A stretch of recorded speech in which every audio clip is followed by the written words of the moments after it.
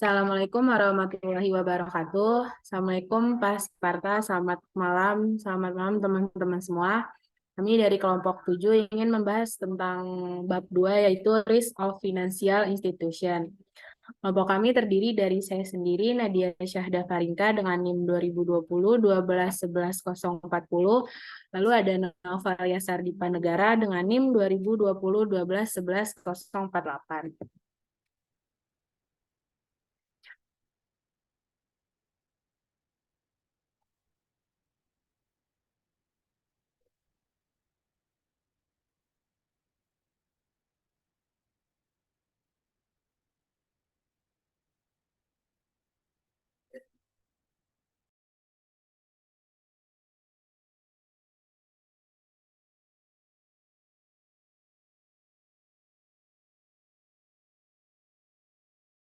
Maaf, tidak kendala. Yang pertama ada resiko adalah inti dari kinerja FI. Memang dapat dikatakan bahwa bisnis utama LK adalah mengelola resiko-resiko tersebut. Yang pertama, sementara selama dekade terakhir, profitabilitas lembaga keuangan Amerika Serikat secara umum kuat. Resiko intermediasi keuangan meningkat karena ekonomi Amerika Serikat dan luar negeri menjadi lebih terintegrasi. Misalnya itu kondisi ekonomi yang lemah di dalam dan di luar Amerika Serikat, khususnya di Yunani, Italia, Spanyol, dan Portugal telah menghadirkan risiko besar bagi LK yang berpotensi dan memberikan pinjaman ke pasar dan pelanggan luar negeri. Bahkan LK yang tidak memiliki pelanggan asing dapat terkena risiko valuta asing dan kedaulatan jika pelanggan domestiknya memiliki hubungan bisnis dengan negara asing. Akibatnya itu, manajer LK harus mencurahkan banyak waktu untuk memahami dan mengelola berbagai risiko yang dihadapi LK mereka.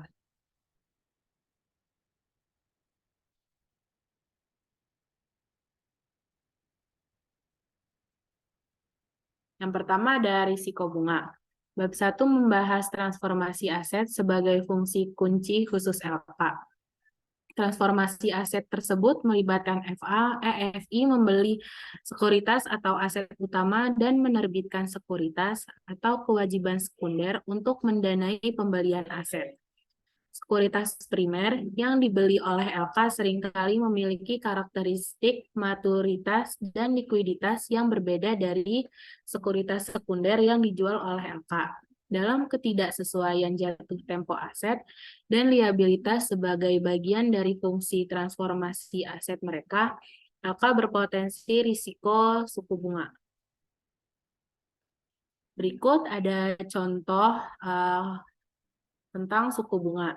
Pertimbangan LK yang mengeluarkan kewajiban 1.100 juta dolar dengan jatuh tempo 1 tahun untuk membiayai pembelian aset senilai 100 juta dolar dengan jatuh tempo 2 tahun.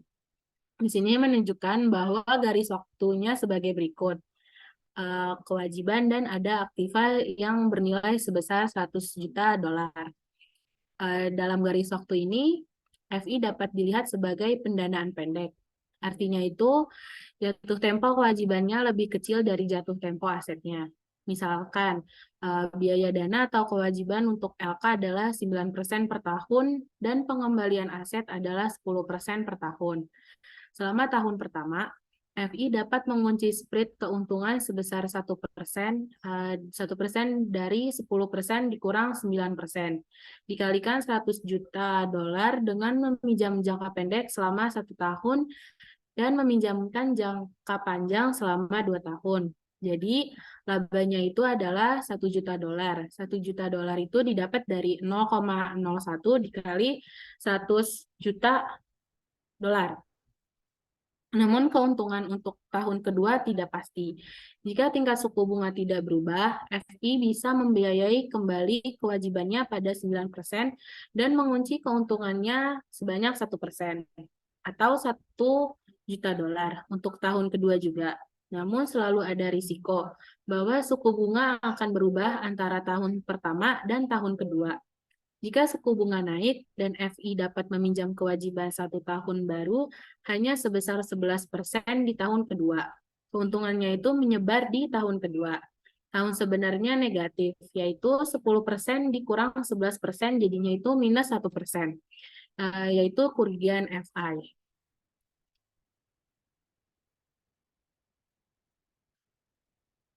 1 juta dolar dalam kurung minus 0,01 dikali 100 juta dolar meter. Penyebaran positif yang diperoleh di tahun pertama oleh FI ada dari memegang aset dengan jatuh tempo lebih lama dari kewajibannya akan diimbangi dengan penyebaran negatif di tahun kedua. Perhatikan bahwa jika suku bunga naik lebih dari 1% pada tahun kedua, FI akan menanggung kerugian selama periode 2 tahun secara keseluruhan. Akibatnya itu, ketika LK memegang aset jangka panjang relatif terhadap kewajiban, hal itu berpotensi mengekspos dirinya sendiri. Resiko pembiayaan kembali. Ini adalah resiko bahwa biaya untuk menggulirkan atau meminjam kembali dana bisa lebih besar daripada pengembalian yang diperoleh dari investasi aset. Ketika suku bunga naik pada pertengahan 2010-an, contoh yang baik dari eksposur ini diberikan oleh bank yang meminjamkan deposito jangka pendek, yaitu deposito yang suku bunganya sering berubah atau disesuaikan. Sementara berinvestasi dalam pinjaman dengan suku bunga tetap, yaitu pinjaman yang suku bunga sering berubah atau disesuaikan. Berikut ada contoh juga, yaitu struktur neraca alternatif akan membuat FI meminjam 100 juta dolar untuk jangka waktu yang lebih lama daripada 100 juta dolar aset untuk diinvestasikannya. Pada garis waktu di bawah ini, FI itu dibiayai lebih lama.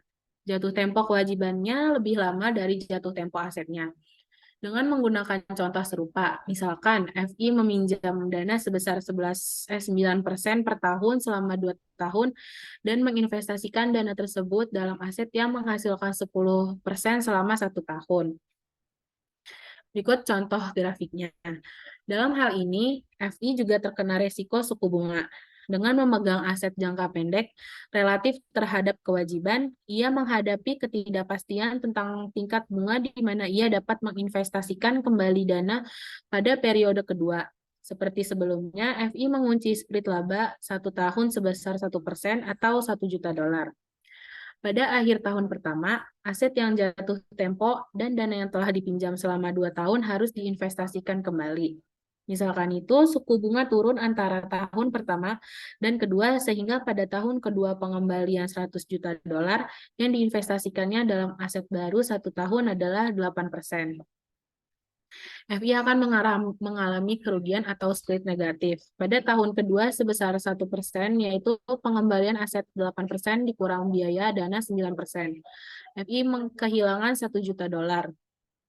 Penyebaran positif yang diperoleh di tahun pertama oleh FI dari memegang aset dengan jatuh tempo lebih pendek dari kewajibannya diimbangi dengan penyebaran negatif di tahun kedua. Dengan demikian, FI terkena resiko investasi dengan memegang aset jangka pendek relatif terhadap kewajiban. Ia menghadapi ketidakpastian tentang tingkat bunga di mana ia dapat menginvestasikan kembali dana yang dipinjam untuk jangka waktu yang lebih lama. Ketika suku bunga turun pada tahun 2000-an, contoh bagus dari exposure ini diberikan oleh bank yang meminjamkan deposito suku bunga tetap sambil berinvestasi dalam pinjaman suku bunga mengembang, yaitu pinjaman yang suku bunganya sering berubah atau disesuaikan. Selain potensi resiko refinancing atau reinvestasi yang terjadi saat suku bunga berubah, akan menghadapi nilai pasar risiko juga. Ingat bahwa nilai pasar atau wajar, aset atau liabilitas secara konseptual itu sama dengan nilai sekarang, haruskah saat ini, dan masa depan dari aset atau liabilitas tersebut. Oleh karena itu, kenaikan suku bunga meningkatkan tingkat diskonto atas arus kas tersebut dan mengurangi nilai pasar aset atau liabilitas tersebut. Sebaliknya, penurunan suku bunga meningkatkan nilai pasar aset dan kewajiban. Selain itu, jatuh tempo yang tidak sesuai dengan memegang aset jangka panjang daripada kewajiban berarti bahwa ketika suku bunga naik itu nilai pasar aset FI turun dengan jumlah yang lebih besar dari kewajibannya. Hal ini menghadapkan FI pada resiko kerugian ekonomi dan berpotensi resiko kebangkrutan. Jika memiliki aset dan liabilitas dengan jatuh tempo yang tidak sesuai, membuat LK menghadapi resiko reinvestasi atau pembiayaan kembali dan nilai pasar. LK dapat berupaya melakukan lindung nilai atau melindungi dari resiko suku bunga dengan mencocokkan jatuh tempo aset dan liabilitasnya. Hal ini menghasilkan filosofi umum bahwa pencocokan jatuh tempo entah gimana merupakan kewajiban terbaik untuk lindung nilai risiko suku bunga untuk LK yang menghindari resiko. Bagaimanapun bahwa jatuh tempo yang cocok tidak selalu konsisten dengan fungsi transformasi aset aktif untuk FI. Artinya itu, maka tidak dapat menjadi pengubah aset, misalkan mengubah simpanan jangka pendek menjadi jangka panjang, dan pencocokan atau lindung nilai neraca langsung pada saat yang bersamaan. Sementara mengurangi paparan resiko suku bunga, jatuh tempo yang sesuai juga dapat mengurangi profitabilitas LK karena pengembalian dari bertindak sebagai transformator aset penanggung resiko khusus berkurang. Akibatnya itu, beberapa LK lebih menekankan ketidakcocokan maturitas aset liabilitas daripada yang lain. Misalkan itu, lembaga penyimpanan secara tradisional memiliki aset jangka panjang daripada kewajiban. Sedangkan perusahaan asuransi jiwa cenderung mencocokkan sifat jangka panjang kewajiban mereka dengan aset jangka panjang. Akhirnya, pencocokan jatuh tempo melindungi risiko bunga dengan hanya cara yang sangat mendekati dan tidak lengkap. Alasannya itu bisa berupa teknis, berkaitan dengan perbedaan antara umur rata-rata atau durasi, dan jatuh tempo aset atau liabilitas. Apakah FI mendanai sebagian asetnya dengan modal ekuitas serta liabilitas? Dalam contoh sederhana sebelumnya, LK membiayai seluruh asetnya dengan dana pinjaman. Di dunia nyata itu, LK menggunakan campuran liabilitas dan ekuitas pemegang saham untuk membiayai pembelian aset. Ketika aset dan liabilitas itu tidak sama, resiko lindung nilai yaitu menyekat nilai ekuitas pemegang saham FI dapat dicapai dengan tidak mencocokkan dengan tepat jatuh tempo atau umur rata-rata seperti aset dan liabilitas. Yang kedua ada resiko kredit. Resiko kredit ini timbul karena kemungkinan bahwa arus kas yang dijanjikan atas klaim keuangan yang dipegang oleh LK, seperti pinjaman atau obligasi, tidak akan dibayar penuh. Hampir semua jenis LK menghadapi resiko ini. Namun secara umum, LK yang memberikan pinjaman atau membeli obligasi dengan jatuh tempo yang lebih panjang lebih terekspos dibandingkan dengan LK yang memberikan pinjaman atau membeli obligasi dengan jatuh tempo yang pendek. Ini artinya, misalkan lembaga penyimpanan dan kehidupan ini mengasumsikan bahwa LK dapat secara langsung mengontrol jatuh tempo dan liabilitas mereka. Saat suku bunga turun, banyak peminjam hipotek berusaha untuk membayar di muka pinjaman mereka yang ada dan membiayai kembali dengan tarif yang lebih rendah. Risiko pembayaran di muka ini yang terkait langsung dengan pergerakan suku bunga dapat dilihat sebagai risiko terkait suku bunga lebih lanjut. Asuransi lebih terekspos terhadap risiko kredit daripada reksadana pasar uang dan asuransi seperti properti kecelakaan. Jika pokok dari semua klaim keuangan yang dipegang oleh LK dibayar penuh pada saat jatuh tempo dan pembayaran bunga dilakukan pada tanggal yang dijanjikan, maka akan selalu menerima kembali pokok pinjaman ditambah pengembalian bunga. Artinya bahwa mereka tidak akan menghadapi resiko kredit ini. Namun jika peminjam gagal bayar, pokok pinjaman dan pembayaran bunga yang diharapkan akan diterima berada dalam risiko. Akibatnya itu, banyak klaim finansial yang dikeluarkan oleh perusahaan dan dipegang oleh LK menjanjikan pengembalian terbalik yang terbatas atau tetap. atau pembayaran pokok dan bunga kepada pemberi pinjaman dengan dengan probabilitas tinggi dan risiko penurunan yang besar atau kehilangan pokok pinjaman dan bunga yang dijanjikan dengan profitabilitas yang jauh lebih kecil. Contoh itu bagus dari klaim keuangan yang dikeluarkan dengan trade-off. Resiko pengembaliannya adalah obligasi kupon pendapatan tetap yang diterbitkan oleh perusahaan dari pinjaman bank.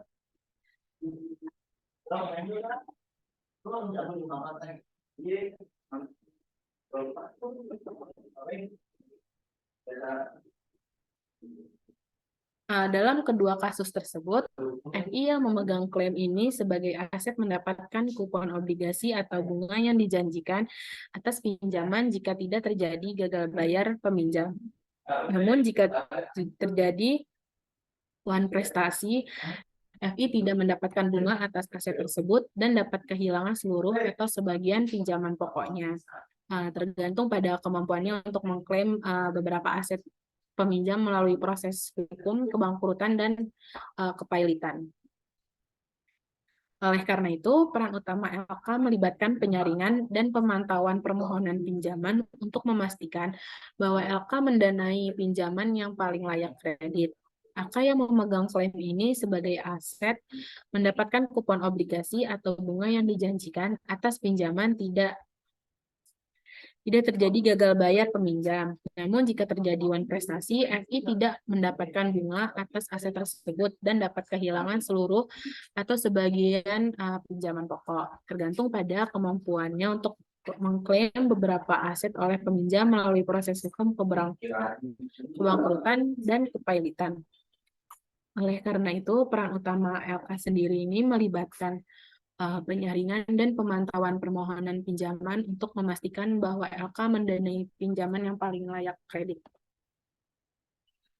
Selanjutnya, pengaruh resiko kredit tampak jelas pada contoh gambar 71 tadi, yang menunjukkan tingkat pembebanan atau penghapusan bank komersial untuk berbagai jenis pinjaman antara tahun 1984 dan di tahun 2015. Perhatikan khususnya tingginya tingkat pembebanan biaya yang dialami pada pinjaman kartu kredit selama periode ini. Memang tagihan kartu kredit oleh bank komersial terus meningkat dari pertengahan 1980-an hingga 1993. Dan naik lagi di tahun 1905 hingga di awal tahun 1998. Pada tahun 1998, tagihan mendatar dan bahkan menurun setelah tahun 1998. Berikut adalah contoh dari tarif charge off untuk kegiatan pinjaman bank umum di tahun 1984 sampai 2015. Terlihat terjadi penurunan dan kenaikan selama di tahun tersebut. Namun, ekonomi lemah dan perubahan undang-undang kebangkrutan mengakibatkan lonjakan tagihan kartu kredit di awal tahun 2000-an dan selama resesi dari tahun 2007 sampai 2010. Terlepas dari kerugian ini, pinjaman kartu kredit yang diberikan oleh bank komersial termasuk saldo yang tidak terpakai terus tumbuh dari 1,85 triliun dolar pada Maret 1997 menjadi 4,367 triliun dolar pada September 2008. Dengan krisis keuangan, total pinjaman kartu kredit turun menjadi 3,626 triliun dolar pada Maret 2009. Dan tetap relatif rendah selama beberapa tahun karena ekonomi Amerika Serikat gagal menunjukkan pertumbuhan yang kuat. Pada tahun 2015, pinjaman kartu kredit yang diberikan oleh bank komersial berjumlah sebanyak 3,980 triliun US dollar. Potensi kerugian yang dialami LK dari pemberian pinjaman menunjukkan bahwa LK perlu memantau dan mengumpulkan informasi tentang peminjam yang asetnya ada dalam portofolio mereka dan memantau pinjaman tersebut dari waktu ke waktu. Dengan demikian, efisiensi pemantauan manajerial dan strategi manajemen risiko kredit secara langsung mempengaruhi tingkat pengembalian dan risiko portofolio pinjaman. Selain itu, salah satu keuntungan yang dimiliki LK dibandingkan investor rumah tangga individu itu adalah kemampuan mereka untuk mendiversifikasi beberapa risiko kredit dari satu aset dengan memanfaatkan hukum angka besar dalam portofolio investasi aset mereka. Diversifikasi lintas aset seperti pinjaman yang terkena risiko kredit, mengurangi keseluruhan risiko kredit dalam portofolio aset dan dengan demikian meningkatkan kemungkinan pelunasan sebagian atau seluruh pokok atau bunga. Akan mendapatkan pengembalian dolar maksimum ketika semua obligasi dan pinjaman melunasi bunga dan pokok secara penuh. Pada kenyataannya itu, beberapa pinjaman atau obligasi gagal bayar atas pembayaran bunga, pembayaran pokok, atau keduanya itu, dengan demikian pengembalian rata-rata portofolio aset akan kurang dari kemungkinan maksimum. Pengaruh diversifikasi resiko itu adalah untuk memotong atau membatasi kemungkinan hasil buruk dalam portofolio. Akibatnya itu, diversifikasi mengurangi individu risiko kredit spesifik perusahaan, seperti risiko khusus untuk memegang obligasi atau pinjaman General Motors, sementara membiarkan FI tetap terekspos risiko kredit sistematis, seperti faktor-faktor yang secara bersamaan meningkatkan risiko gagal bayar semua perusahaan dalam perekonomian. Misalkan itu adanya resesi ekonomi.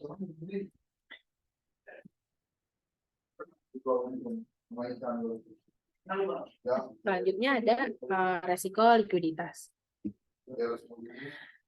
Resiko likuiditas ini muncul ketika pemegang kewajiban LK seperti deposan atau pemegang polis asuransi meminta uang tunai mereka untuk mereka klaim keuangan yang mereka miliki dengan LK, atau ketika pemegang komitmen pinjaman di luar neraca atau jalur kredit tiba-tiba menggunakan hak mereka untuk meminjam atau menurunkan komitmen pinjaman mereka. Misalkan itu ketika pemegang liabilitas menuntut segera tunai, yaitu mengembalikan klaim keuangan mereka ke LKFI, harus meminjam dana tambahan atau menjual aset untuk memenuhi permintaan penarikan dana. Aset yang paling liquid dari semuanya adalah uang tunai, yaitu LK pada awal tahun 2000-an. Kongres AS mempertimbangkan dan mengesahkan undang-undang yang mempersulit individu untuk menyatakan kebangkrutan. Kegiatan kongres ini meningkatkan pengajuan kebangkrutan sebelum perubahan dilakukan. Dapat digunakan untuk memenuhi permintaan pemegang kewajiban untuk menarik dana secara langsung. Meskipun LK membatasi kepemilikan aset kas mereka karena kas tidak menghasilkan bunga, kepemilikan kas yang rendah biasanya tidak menjadi masalah. Penarikan oleh pemegang kewajiban umumnya dapat diprediksi, dan LK biasanya itu dapat berharap untuk meminjam dana tambahan untuk memenuhi kekurangan uang tunai dan pasar keuangan yang tiba-tiba amun. Ada kalanya LK menghadapi krisis likuiditas karena kurangnya kepercayaan oleh pemegang kewajiban di FI atau kebutuhan uang tunai yang tidak terduga. Pemegang kewajiban mungkin menuntut lebih besar penarikan dari biasanya.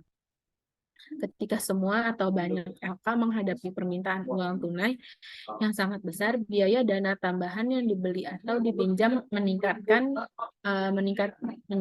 dan pasokan dana tersebut menjadi sangat terbatas. Konsekuensinya itu, LK mungkin harus menjual beberapa asetnya yang kurang liquid untuk memenuhi permintaan penarikan pemegang liabilitas. Hal ini menghasilkan risiko likuiditas yang lebih serius, terutama karena beberapa aset dengan pasar itu tipis menghasilkan harga yang lebih rendah saat penjualan aset dilakukan segera dibandingkan saat FI memiliki lebih banyak waktu untuk menegosiasikan penjualan aset. Akibatnya itu, likuidasi beberapa aset dengan harga rendah dan harga obral atau harga yang diterima LK jika aset harus dilikuidasi kurang dari nilai pasar wajarnya. dapat mengancam profitabilitas dan solvabilitas LK. Misalkan itu pada tahun 2008 Bank Indymac itu bangkrut. Sebagian karena bangkaran yang berlanjut selama beberapa hari, bahkan setelah diambil alih oleh FDIC. Bank tersebut telah berhasil mengumumkan pada tanggal 7 Juli bahwa karena posisi modalnya itu yang semakin memburuk, operasi hipoteknya akan berhenti dan hanya akan beroperasi sebagai bank retail. Laporan berita selama akhir pekan menyoroti kemungkinan bahwa Indymac akan menjadi kegagalan bank terbesar dalam lebih dari 20 tahun. Nah, khawatir bahwa mereka tidak akan memiliki akses ke uang mereka, deposan bank bergegas menarik uang dari Indymac meskipun simpanan mereka diasuransikan hingga $100.000 oleh FDIC. Laporan berita selama akhir pekan menyoroti kemungkinan bahwa Indymac akan menjadi kegagalan bank terbesar dalam lebih 20 tahun. Khawatir bahwa mereka tidak akan memiliki akses ke uang mereka, deposan bank bergegas menarik uang dari Indymac meskipun simpanan mereka diasuransikan hingga $100.000 oleh FDIC. Laporan berita selama akhir pekan ini menyoroti kemungkinan bahwa Indymac akan menjadi kegagalan bank terbesar dalam lebih dari 20 tahun. Khawatir bahwa hariannya sangat besar sehingga dalam waktu seminggu sejak pengumpulan awal FDIC harus turun tangan dan mengambil alih bank. Berikut ada contoh dari risiko likuiditas pada nilai ekuitas FI. Bisa dilihat pada neraca tabel sebelumnya, sebelum penarikan deposito, FI memiliki $10 juta aset tunai dan 90 juta aset non-liquid seperti pinjaman usaha kecil. Aset ini didanai dengan $90 juta dalam bentuk deposito dan $10 juta dalam ekuitas pemilik. Misalkan, deposan tiba-tiba menarik $15 juta deposito, mungkin karena rilis berita negatif tentang keuntungan FI dan FI tidak menerima deposito baru untuk menggantikannya. Untuk memenuhi penarikan deposit ini, FI pertama-tama menggunakan $10 juta yang dimilikinya dalam bentuk aset tunai, dan kemudian berupaya menjual beberapa aset non-liquidnya untuk mendapatkan tambahan $5 juta dalam bentuk tunai. Asumsikan bahwa FI dapat meminjam dana lagi di pasar uang jangka pendek, dan karena tidak sabar untuk mendapatkan harga yang lebih baik dari harga asetnya di masa depan karena membutuhkan uang tunai segera untuk memenuhi penarikannya di deposan, FI harus menjual aset tidak liquid dengan harga 50 sen dolar. Jadi, untuk menutup sisa $5 juta dalam penarikan deposito, FI itu harus menjual $10 juta aset non-liquid mereka, menimbulkan kerugian sebesar $5 juta dari nominal aset tersebut. FI kemudian harus menghapus kerugian tersebut terhadap modal atau dana ekuitasnya, karena modalnya hanya $10 juta sebelum penarikan deposit. Kerugian penjualan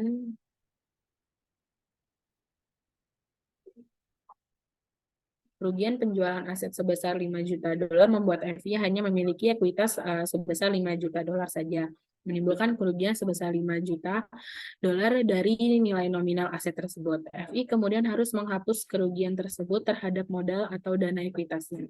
Karena modalnya hanya $10 juta sebelum penarikan deposit, kerugian penjualan aset sebesar $5 juta membuat FI hanya memiliki ekuitas $5 juta saja, menimbulkan kerugian sebesar $5 juta dari nilai aset tersebut, bahwa FI kemudian harus menghapus kerugian tersebut terhadap modal atau dana ekuitasnya. Karena modalnya hanya $10 juta sebelum penarikan deposit, kerugiannya itu $5 juta.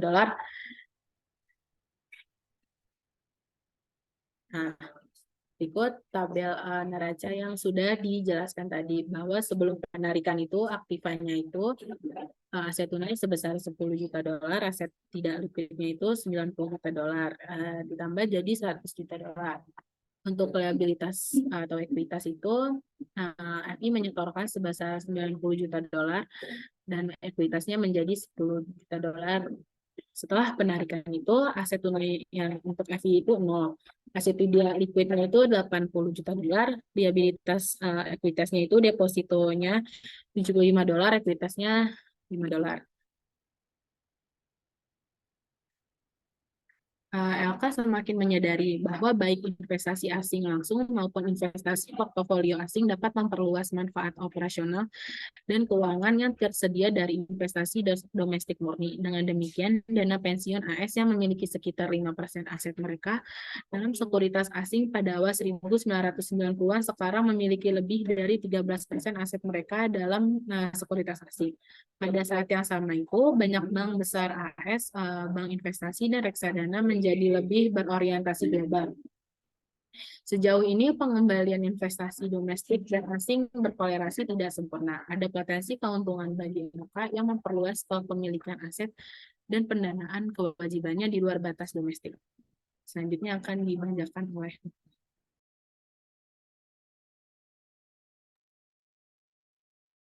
Melanjutkan dari Nadia tentang risiko likuiditas. Salah satu manfaat potensial dari prospek lembaga keuangan yang semakin global adalah kemampuan untuk berekspansi ke luar negeri secara langsung melalui cabang atau akuisisi secara tidak langsung dengan mengembangkan portofolio aset keuangan yang mencakup sekuritas asing serta sekuritas domestik. Meski begitu, investasi asing mengekspos lembaga keuangan risiko falas. Risiko falas adalah risiko bahwa perubahan nilai tukar dapat berdampak negatif terhadap nilai aset dan kewajiban lembaga keuangan dalam mata uang asing. Untuk memahami bagaimana risiko valuta asing muncul, misalkan lembaga keuangan di Amerika Serikat itu memberikan pinjaman kepada perusahaan Inggris dalam bentuk pound sterling.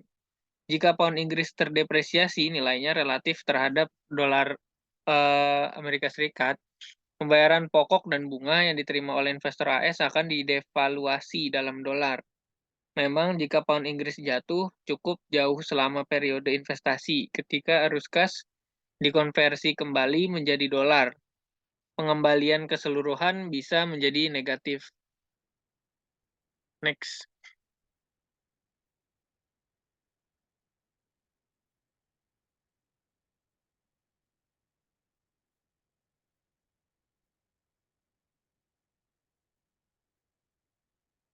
Selanjutnya itu pada konversi pokok dan pembayaran bunga dari pound sterling menjadi dolar, kerugian selisih kurs dapat mengimbangi nilai yang dijanjikan dari pembayaran bunga mata uang lokal dengan nilai tukar awal di mana investasi terjadi.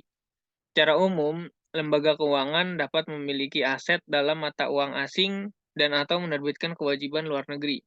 Pertimbangkan lembaga keuangan Amerika Serikat yang memegang 100 juta pound sterling dalam bentuk pinjaman pound sebagai aset dan mendanai 80 juta pound sterling diantara dengan sertifikat deposito pound sterling. Selisih antara 100 juta pound sterling dalam bentuk pinjaman pound dan 80 juta dalam bentuk pound deposito didanai oleh deposito dolar, yaitu dolar senilai 20 juta. Lihat gambar 72 yang sudah dijelaskan tadi. Dalam hal ini, lembaga keuangan di US adalah net long atau sebesar 20 juta pound sterling dalam bentuk aset pound, yaitu memegang lebih banyak aset asing daripada kewajiban. Lembaga keuangan AS menderita kerugian jika nilai tukar pound jatuh atau terdepresiasi terhadap dolar selama periode ini. Dalam dolar, nilai aset pinjaman pound jatuh atau menurun nilainya lebih dari kewajiban pound depositonya. Artinya, lembaga keuangan dihadapkan pada risiko bahwa aset luar negeri bersihnya mungkin harus dilikuidasi dengan nilai tukar yang lebih rendah daripada yang ada saat lembaga keuangan masuk ke posisi aset liabilitas asing. Next.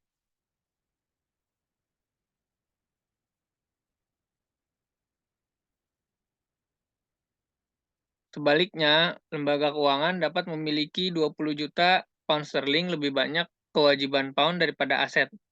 Dalam hal ini, itu akan memegang pendek bersih posisi dalam aset pound, seperti yang ditunjukkan pada gambar 7.3. Dalam keadaan ini, lembaga keuangan terkena resiko falas jika pound terapresiasi atau naik nilainya terhadap dolar selama periode investasi. Hal ini terjadi karena nilai liabilitas poundnya dalam dolar naik lebih cepat daripada pengembalian aset poundnya.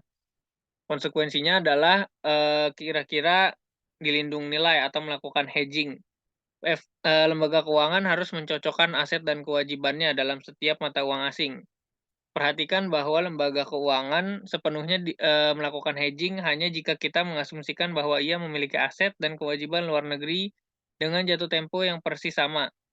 Pertimbangkan apa yang terjadi jika lembaga keuangan cocok dengan ukuran mata uang asingnya. Aset pound sama dengan kewajiban pound, yaitu 100 juta dalam 100 juta pound sterling. Tetapi jatuh temponya tidak sesuai, sehingga aset pound jatuh tempo 6 bulan dan kewajiban jatuh tempo 3 bulan. Lembaga keuangan kemudian akan terekspos pada risiko bunga asing, risiko bahwa suku bunga Inggris akan naik ketika harus mengembalikan kewajiban 100 juta US dollar itu dalam bentuk deposito pada akhir bulan ketiga. Konsekuensinya, lembaga keuangan yang cocok dengan ukuran dan jatuh tempo exposure-nya dalam aset dan kewajiban mata uang tertentu di hedging atau diimunisasi terhadap resiko mata uang asing dan suku bunga asing. Next.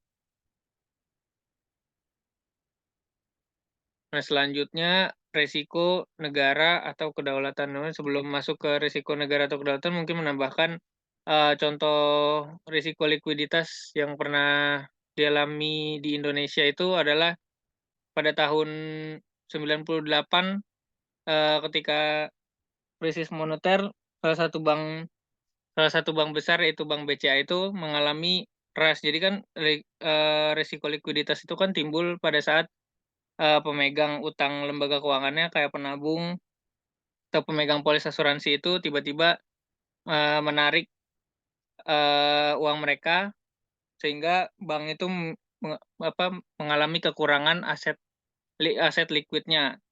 Nah, kenapa masyarakat melakukan itu? Karena pada saat itu eh, kepercayaan mereka terhadap bank itu turun sehingga mereka menarik uangnya karena mereka pasti mendapatkan kerugian atas klaim tabungan atau asetnya itu karena kan dan juga harga-harganya naik jadi mereka pasti mengambil uang karena kalau misalnya mereka masih nabung mereka akan rugi dan juga bank banyak yang mengalami resiko kredit atau kredit macet atau bisa kita tahu itu NPL atau non performing loan. Next. Slide yang tadi. Nah, lanjutnya itu ada resiko negara atau kedaulatan. Lembaga keuangan yang berorientasi global yang tidak sesuai dengan ukuran dan jatuh tempo, aset dan kewajiban luar negerinya terpapar resiko mata uang asing dan suku bunga asing. Bahkan di luar risiko-risiko ini, dan bahkan ketika berinvestasi dalam dolar, memegang aset di negara asing dapat membuat lembaga keuangan terkena jenis resiko investasi asing tambahan yang disebut resiko negara atau kedaulatan. Resiko negara atau kedaulatan ini merupakan jenis resiko kredit yang berbeda yang dihadapi oleh lembaga keuangan yang membeli aset seperti obligasi dan pinjaman perusahaan asing. Misalnya itu adalah ketika sebuah perusahaan domestik tidak mampu atau tidak mau membayar pinjaman, maka lembaga keuangan itu biasanya meminta bantuan pengadilan kebangkrutan domestik dan akhirnya dapat menutup setidaknya sebagian dari investasi awalnya ketika aset perusahaan yang gagal dilikuidasi atau direstrukturisasi. Sebagai perbandingan, perusahaan asing mungkin tidak dapat membayar kembali pokok atau bunga pinjaman, bahkan jika menginginkannya. Paling umum, pemerintah negara setempat itu, korporasi berkantor pusat mungkin melarang atau membatasi pembayaran utang karena kekurangan mata uang asing dan alasan politik yang merugikan.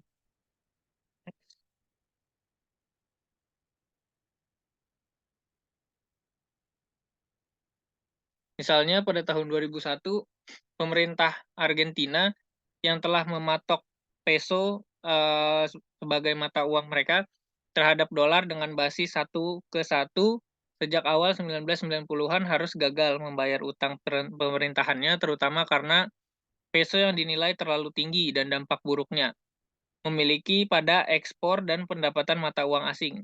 Pada bulan Desember 2001, Argentina akhirnya gagal membayar 130 miliar US dollar utang yang dikeluarkan pemerintah dan pada tahun 2002 mengesahkan undang-undang yang menyebabkan gagal bayar atas 30 miliar US dollar itu utang perusahaan kepada kreditur asing. Masalah ekonomi Argentina berlanjut hingga tahun 2000-an bahkan sampai 2010-an.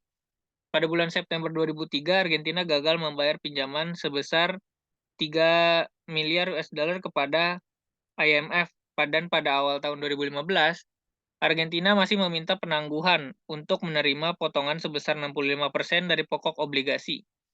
Kasus lain dari resiko kedaulatan yang ekstrim adalah krisis Eropa tahun 2010-an. Meskipun suntikan besar-besaran dana talangan oleh zona euro dan dana moneter internasional atau IMF, pada Maret 2012, pemegang utang pemerintah Yunani kehilangan 53,5% dari investasi sebanyak 265 miliar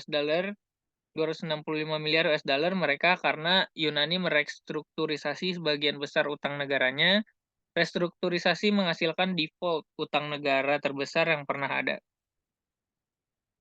Next.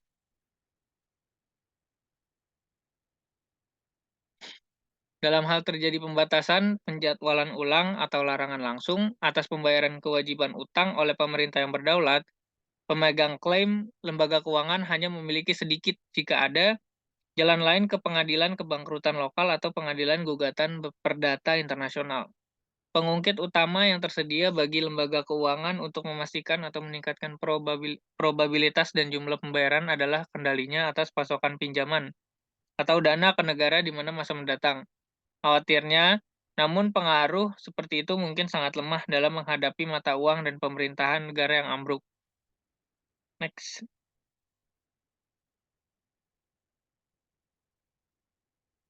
Selanjutnya itu ada resiko pasar. Resiko pasar muncul ketika lembaga keuangan secara aktif memperdagangkan aset dan liabilitas daripada menahannya untuk tujuan investasi pendanaan atau lindung nilai jangka panjang atau hedging. Risiko pasar terkait erat dengan risiko suku bunga, risiko kredit, dan risiko valuta asing, karena risiko ini meningkat atau menurun, keseluruhan risiko lembaga keuangan terpengaruh. Namun risiko pasar menambah dimensi lain yang dihasilkan dari aktivitas perdagangannya. Risiko pasar merupakan risiko tambahan yang ditimbulkan oleh lembaga keuangan ketika suku bunga, falas, dan risiko kredit digabungkan dengan strategi perdagangan aktif, terutama yang melibatkan cakrawala perdagangan pendek seperti sehari. Secara konseptual, portofolio perdagangan lembaga keuangan dapat dibedakan dari portofolio investasinya berdasarkan cakrawala waktu dan likuiditas pasar sekunder. Portofolio perdagangan berisi aset, kewajiban, dan kontrak derivatif yang dapat dibeli dan dijual dengan cepat di pasar keuangan yang terorganisir. Portofolio investasi atau dalam kasus bank yang disebut banking book berisi aset dan kewajiban yang relatif tidak liquid dan ditahan untuk periode kepemilikan yang lebih lama. Tabel 73 menunjukkan perincian hipotesis antara aset dan kewajiban banking book dan trading book. Seperti dapat dilihat, buku perbankan berisi sebagian besar pinjaman dan simpanan ditambah aset tidak liquid lainnya.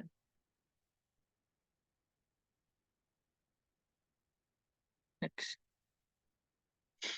Dengan meningkatnya sekuritisasi pinjaman bank, misalnya hipotek, semakin banyak aset yang menjadi liquid dan dapat diperdagangkan. Tentu saja, seiring berjalannya waktu, setiap aset dan liabilitas dapat dijual. Sementara regulator bank biasanya memandang aset yang dapat diperdagangkan sebagai aset yang dimiliki untuk jangka waktu kurang dari 1 tahun. Lembaga keuangan swasta mengambil pandangan jangka pendek. Secara khusus, lembaga keuangan mengkhawatirkan fluktuasi nilai atau perubahan nilai mereka terhadap aset dan liabilitas akun perdagangan untuk periode sesingkat 1 hari, terutama jika fluktuasi tersebut mengancam solvabilitasnya. Kasus ekstrim dari jenis risiko yang terlibat dalam perdagangan aktif tentu saja adalah krisis keuangan tahun 2008-9, karena peminjam hipotek gagal membayar hipotek mereka. Lembaga keuangan yang memegang hipotek dan sekuritas yang didukung hipotek ini mulai mengumumkan kerugian besar pada mereka. Pinjaman sekuritisasi ini dan terutama pinjaman bank investasi dan perusahaan sekuritas adalah pembeli utama pencetus hipotek di awal tahun 2000-an yang memungkinkan mereka meningkatkan bisnis pengemasan pinjaman sebagai sekuritas. Next.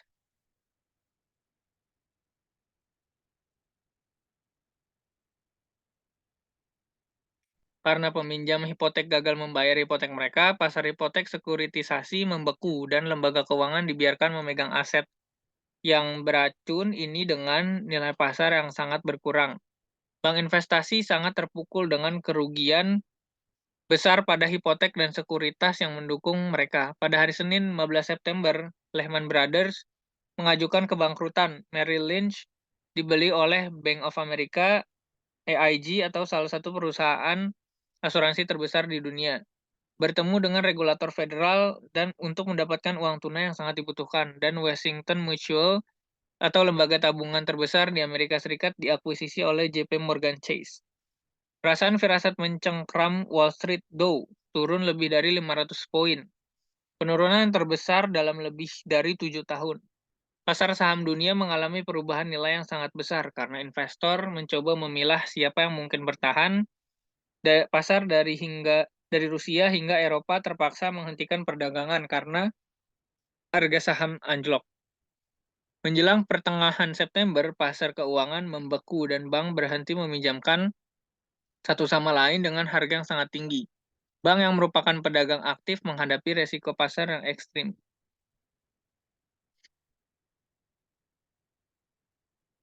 Krisis pasar keuangan mengilustrasikan bahwa pasar atau perdagangan risiko hadir setiap kali lembaga keuangan mengambil posisi panjang beli atau net long, purchase atau jual, terbuka atau tidak terlindungi dalam obligasi, ekuitas, valuta asing, dan produk derivatif.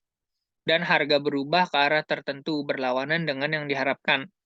Akibatnya, semakin tidak stabil harga aset di pasar tempat instrumen ini diperdagangkan.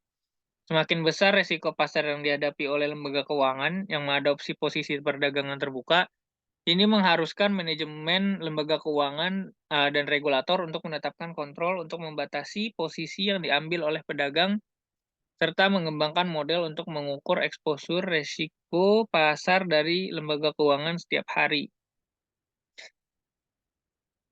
Next. Nah, risiko luar neraca. Untuk menambahkan lagi, untuk contoh risiko pasar itu salah satunya ada kasus Barings atau Bank Dagang Inggris yang gagal memenuhi trading loss bulan Februari tahun 2005. Bank salah satu tradernya, Nick Leeson namanya, bertaruh bahwa indeks Nikkei Stock Market akan naik sehingga ia beli future dengan underlying indeks tersebut seharga 8 miliar US dollar. Adanya gempa di Kobe, Jepang, indeks Nikkei itu jatuh. Sehingga Baring mengalami loss sebesar 1,2 miliar US dollar dan insolvensi serta bangkrut. Lalu masuk ke resiko luar neraca atau off balance sheet risk. Salah satu tren yang paling mencolok bagi banyak lembaga keuangan modern adalah pertumbuhan aktivitas di luar neraca mereka dan juga aktivitas mereka resiko di luar neraca. Sementara semua lembaga keuangan sampai batas tertentu terlibat dalam aktivitas off balance sheet. Sebagian besar perhatian tertuju pada aktivitas bank, terutama bank besar yang banyak berinvestasi dalam aset dan kewajiban off balance sheet, khususnya sekuritas derivatif. Sebaliknya, aktivitas di luar neraca kurang menjadi perhatian lembaga penyimpanan yang lebih kecil dan banyak perusahaan asuransi yang memiliki sekuritas di luar neraca yang relatif sedikit. Aktivitas di luar neraca menurut definisi tidak muncul di neraca lembaga keuangan saat ini karena tidak melibatkan primer saat ini mengklaim aset atau penerbitan sekunder saat tuntutan kewajiban. Sebaliknya, aktivitas di luar neraca mempengaruhi masa depan daripada bentuk neraca lembaga keuangan saat ini. Mereka melibatkan penciptaan aset dan kewajiban kontingensi yang menimbulkan penempatan potensial atau masa depan mereka di neraca. Dengan demikian, mereka memiliki dampak langsung pada profitabilitas dan kinerja lembaga keuangan di masa depan. Dengan demikian, akuntan juga menempatkannya di bawah garis bawah atau off balance sheet risk dari neraca aset dan liabilitas. Biasanya itu off balance sheet itu maksudnya adalah di bawah setelah neracanya itu ditutup baru ditulis biasanya off balance sheet. Next. Contohnya itu adalah dari aktivitas di luar neraca adalah penerbitan surat standby atau standby LC, kredit jaminan oleh perusahaan asuransi dan bank untuk mendukung penerbitan obligasi daerah. Banyak pemerintah negara, bagian dan lokal tidak dapat menerbitkan sekuritas tersebut tanpa bank atau perusahaan asuransi surat jaminan kredit yang menjanjikan pembayaran pokok dan bunga kepada investor jika kota madya gagal membayar kewajibannya di masa depan. Jadi, LC atau Letter of Credit menjamin pembayaran jika pemerintah kota, misalnya negara bagian New York, menghadapi masalah keuangan dalam membayar pembayaran bunga yang dijanjikan dan atau pokok obligasi yang diterbitkannya. Jika arus kas pemerintah kota cukup kuat untuk melunasi pokok dan bunga utang yang dikeluarkannya, LC kreditnya itu diterbitkan oleh lembaga keuangan kedaluarsa dan tidak digunakan. Tidak ada yang muncul di neraca lembaga keuangan hari ini atau di masa depan, namun biaya yang diperoleh untuk menerbitkan surat jaminan kredit muncul di laporan laba rugi laporan lembaga keuangan. Next. Nah, akibatnya itu kemampuan untuk memperoleh pendapatan fee sementara tidak memuat atau memperluas neraca telah menjadi motivasi penting bagi lembaga keuangan untuk menjalankan bisnis off balance sheet. Sayangnya, aktivitas ini tidak bebas risiko. Misalnya, pemerintah kota gagal membayar bunga obligasi dan pembayaran bunga pokoknya. Kemudian, kewajiban kontingensi atau jaminan yang diterbitkan lembaga keuangan menjadi kewajiban aktual yang muncul di neraca lembaga keuangan. Artinya, lembaga keuangan harus menggunakan ekuitasnya sendiri untuk mengkompensasi investor obligasi daerah. LC ini hanyalah salah satu contoh aktivitas di luar neraca atau off balance sheet. Lainnya termasuk komitmen pinjaman oleh bank, kontrak layanan hipotek oleh lembaga penyimpanan, dan posisi di forward, future, swap, dan sekuritas derivatif lainnya oleh hampir semua lembaga keuangan yang besar. Meskipun sebagian dari aktivitas ini disusun untuk mengurangi eksposur lembaga keuangan terhadap risiko kredit, suku bunga, atau valuta asing, kesalahan pengelolaan atau penggunaan spekulatif dari instrumen ini dapat mengakibatkan kerugian besar bagi lembaga keuangan. Memang, seperti yang terlihat selama krisis keuangan 2008 sampai 2009, kerugian signifikan dalam aktivitas off balance sheet atau OBS, misalnya credit default swaps, dapat menyebabkan lembaga keuangan gagal, sama seperti kerugian besar akibat gagal bayar neraca dan bunga. Tingkat risiko dapat menyebabkan lembaga keuangan gagal. Next. Selanjutnya itu ada risiko teknologi dan operasional. Risiko teknologi dan operasional terkait erat dan dalam beberapa tahun terakhir telah menimbulkan kekhawatiran besar bagi manajer dan regulator lembaga keuangan. Bank for International Settlement atau BIS, organisasi utama bank sentral di ekonomi utama dunia, mendefinisikan risiko operasional itu sebagai risiko kerugian yang diakibatkan oleh proses, orang, dan sistem internal yang tidak memadai atau gagal. Sejumlah lembaga keuangan menambahkan risiko reputasi dan risiko strategis, misalnya karena kegagalan merger, sebagai bagian dari definisi risiko operasional yang lebih luas. Inovasi teknologi adalah bidang pertumbuhan utama lembaga keuangan pada tahun 1990-an dan 2000-an. Bank, perusahaan asuransi, dan perusahaan investasi semua berusaha untuk meningkatkan efisiensi operasional dengan investasi besar dalam komunikasi internal dan eksternal, komputer, dan infrastruktur teknologi yang diperluas. Misalnya, sebagian besar bank memberi deposan kemampuan untuk memeriksa saldo rekening, mentransfer dana, antar rekening, mengelola keuangan, membayar tagihan, dan melakukan fungsi lain dari berbagai perangkat elektronik pribadi mereka. Di tingkat grosir, transfer dana elektronik melalui lembaga clearing otomatis atau ACH dan jaringan pembayaran transfer kawat seperti sistem pembayaran antar bank, lembaga clearing atau CHIPS telah dikembangkan. Next.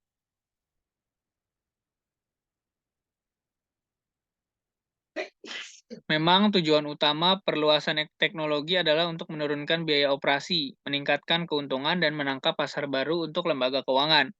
Dalam terminologi saat ini, tujuannya adalah untuk memungkinkan lembaga keuangan ini mengeksploitasi semaksimal mungkin potensi skala ekonomi dan ruang lingkup ekonomi yang lebih baik dalam menjual produknya. Skala ekonomi mengacu pada kemampuan lembaga keuangan untuk menurunkan biaya operasi rata-ratanya dengan memperluas keluaran jasa keuangannya. Ekonomi ruang lingkup mengacu pada input yang sama. Misalnya, lembaga keuangan dapat menggunakan informasi yang sama tentang kualitas pelanggan yang disimpan di komputernya untuk memperluas penjualan produk pinjaman dan produk asuransi.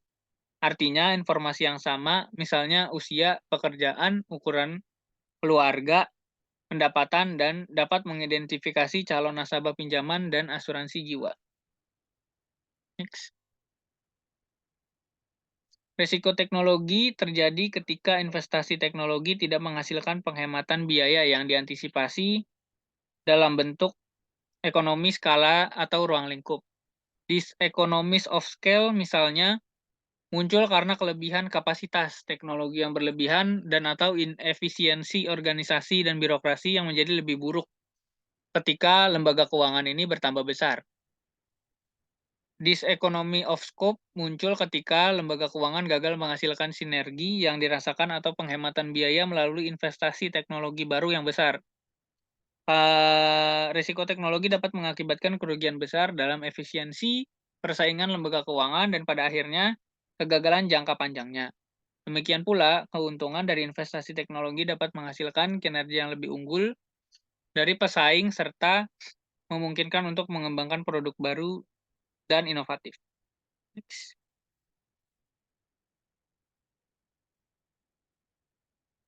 Resiko operasional sebagian terkait dengan resiko teknologi dan dapat muncul setiap kali kegagalan fungsi teknologi yang ada atau sistem pendukung back office-nya itu tidak memadai. Misalnya pencurian nomor kartu kredit terbesar yang diketahui ditemukan pada tahun 2009 ketika selama periode 2 tahun sebanyak 130 juta nomor kartu kredit dan debit dicuri dari sistem pembayaran Heartland. Malware yang ditanam di jaringan Heartland mencatat data kartu saat tiba dari pengecer. Contoh penting lainnya adalah toko Target pada tahun 2013. Peretas menginfeksi pembaca kartu pembayaran perusahaan menghasilkan 110 juta catatan pada puncak musim belanja Natal. Meskipun kerusakan komputer seperti itu jarang terjadi, kejadiannya dapat menyebabkan dislokasi besar pada LK yang terlibat dan berpotensi mengganggu sistem keuangan secara umum. Next. Resiko operasional bukan semata-mata hasil dari kegagalan teknologi. Contohnya itu adalah kecurangan dan kesalahan karyawan merupakan jenis resiko operasional yang sering berdampak negatif pada reputasi lembaga keuangan ya. Yang seperti yang kita tahu contohnya itu fraud gitu. Sebuah contoh yang baik melibatkan kerugian 6,2 miliar US dollar yang dialami oleh pedagang JP Morgan Chase, Bruno Exil, juga dikenal sebagai Paus London, yang telah mengambil posisi kredit default swap atau CDS besar dengan harapan bahwa krisis keuangan di Eropa akan menyebabkan kecemasan di pasar keuangan. Sebaliknya, dana talangan, langkah-langkah penghematan, dan intervensi mencegah peristiwa besar apapun di Eropa. Untuk menjaga keseimbangan yang tepat dan menangani kontrak yang akan berakhir, ICSIL skala ekonomi, sejauh mana biaya unit rata-rata produksi lembaga keuangan jasa keuangan jatuh ketika output jasanya meningkat. Ruang lingkup ekonomi, sejauh mana lembaga keuangan dapat menghasilkan sinergi biaya dengan produksi keuangan ganda produk layanan. Resiko teknologi yang ditanggung oleh lembaga keuangan ketika investasi teknologi dilakukan tidak menghasilkan penghematan biaya yang diantisipasi. Resiko operasional, resiko yang ada teknologi atau dukungan sistem mungkin tidak berfungsi atau rusak. Next.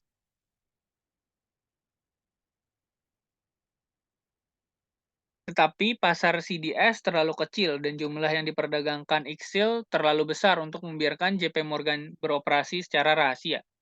Begitu ceritanya keluar, pedagang dana lindung nilai atau pedagang hedging mengambil posisi yang dirancang untuk mendapatkan keuntungan dari perdagangan yang harus dilakukan ICSIL untuk mempertahankan posisinya. Kegiatan itu secara negatif mengubah harga CDS yang dibutuhkan ICSIL. Akhirnya, satu-satunya pilihan adalah menutup posisi CDS dan menerima kerugian. Aktivitas karyawan lembaga keuangan ini memang mengakibatkan hilangnya reputasi secara keseluruhan, dan pada gilirannya bisnis bagi pemberi kerja lembaga keuangan. Memang Federal Reserve atau Bank Sentral Amerika Serikat mendefinisikan risiko reputasi sebagai potensi publisitas negatif mengenai praktik bisnis lembaga, baik benar atau tidak, akan menyebabkan penurunan basis pelanggan, litigasi yang mahal, atau pengurangan pendapatan. The Fed memasukkan jenis risiko operasional ini sebagai bagian dari prinsip manajemen yang baik di lembaga perbankan. Next. Mungkin ini maksudnya adalah insolvency risk atau risiko kebangkrutan. Risiko kebangkrutan adalah konsekuensi atau hasil dari salah satu atau lebih risiko yang dijelaskan di atas. Risiko suku bunga, kredit, likuiditas, falas, kedaulatan, pasar, off-balance sheet, dan teknologi. Secara teknis, kebangkrutan terjadi ketika modal atau sumber ekuitas pemilik lembaga keuangan didorong ke atau mendekati nol karena kerugian yang timbul sebagai akibat dari satu atau lebih risiko yang dijelaskan di atas. Pertimbangkan kasus Washington Mutual yang mengalami kerugian besar dari kepemilikannya di dalam dan di luar neraca selama krisis keuangan. Pada awal September 2008, modal pasar Washington Mutual ini hanya bernilai 3,5 miliar US dollar, turun dari 43 miliar US dollar pada akhir tahun 2006.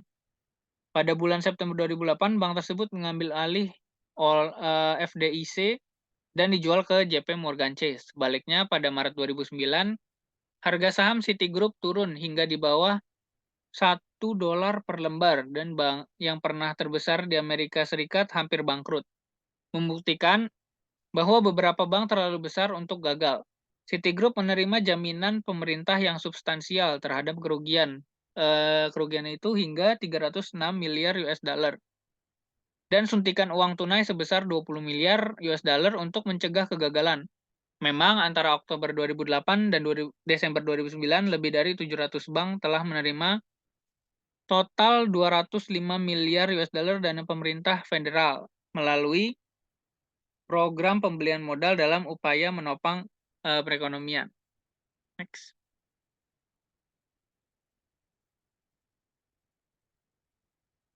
Secara umum, semakin banyak modal ekuitas untuk meminjam dana yang dimiliki lembaga keuangan, yaitu semakin rendah leverage-nya, semakin mampu menahan kerugian, baik karena perubahan suku bunga yang merugikan, kerugian kredit yang tidak terduga, atau alasan lainnya.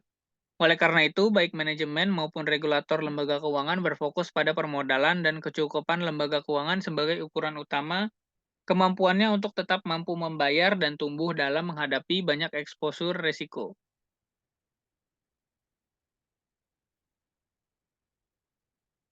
Next.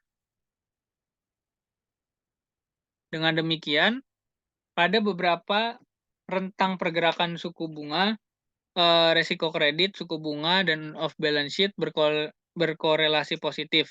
Lebih-lebih lagi, lembaga keuangan mungkin mengandalkan dana dari pembayaran yang dijanjikan atas pinjamannya untuk tujuan manajemen likuiditas. Dengan demikian, risiko likuiditas juga berkorelasi dengan risiko suku bunga dan risiko kredit.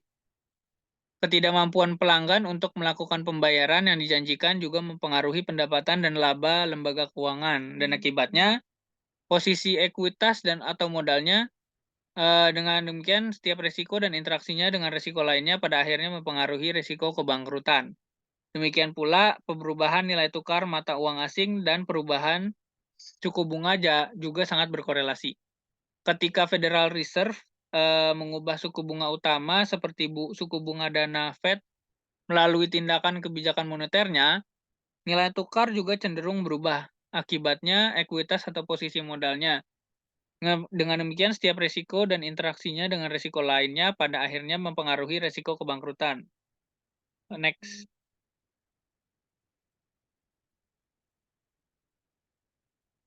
Berbagai risiko lainnya seringkali lebih bersifat diskrit atau jenis kejadian, juga berdampak pada profitabilitas dan eksposur risiko lembaga keuangan. Meskipun seperti disebutkan sebelumnya, banyak yang melihat risiko diskrit atau kejadian sebagai bagian dari resiko operasional.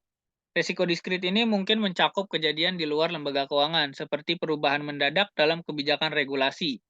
Ini termasuk mencabut hambatan peraturan untuk meminjamkan atau masuk atau pada produk yang ditawarkan. Perubahan peraturan tahun 1994 yang memungkinkan percabangan antar negara bagian setelah tahun 1997 adalah salah satu contohnya seperti Undang-Undang Modernisasi Layanan Keuangan tahun 1999 dan Undang-Undang Reformasi Wall Street dan Perlindungan Konsumen tahun 2010. Resiko terpisah atau peristiwa lainnya melibatkan perubahan mendadak dan tidak terduga dalam kondisi pasar keuangan akibat perang, revolusi, atau keruntuhan pasar secara tiba-tiba, seperti ambruknya pasar saham tahun 1929 dan risiko kejadian lainnya termasuk penipuan, pencurian, penggempa bumi, badai, penyimpangan, dan pelanggaran kepercayaan fidusia. Semua ini pada akhirnya dapat menyebabkan lembaga keuangan gagal atau rusak parah, namun masing-masing sulit untuk dimodelkan dan diprediksi. Next. Akhirnya, resiko makroekonomi atau sistematis yang lebih umum seperti peningkatan inflasi, volatilitas inflasi, dan pengangguran dapat secara langsung dan tidak langsung berdampak pada tingkat suku bunga, kredit, dan eksposur risiko likuiditas lembaga keuangan. Misalnya, tingkat pengangguran di Amerika Serikat lebih tinggi 10% daripada musim gugur 2009, tingkat tertinggi sejak September 1992. Sejak Desember 2007, saat resesi dimulai, ekonomi Amerika kehilangan sekitar 8 juta pekerjaan. Sebagian besar hilang dalam periode November 2008 hingga Juni 2009. Dengan banyaknya orang yang kehilangan pekerjaan, paparan risiko kredit lembaga keuangan meningkat secara dramatis karena peminjam mengalami kesulitan untuk membayar pinjaman mereka setelah kehilangan pekerjaan. Next. Kurang lebihnya mohon maaf. Assalamualaikum warahmatullahi wabarakatuh.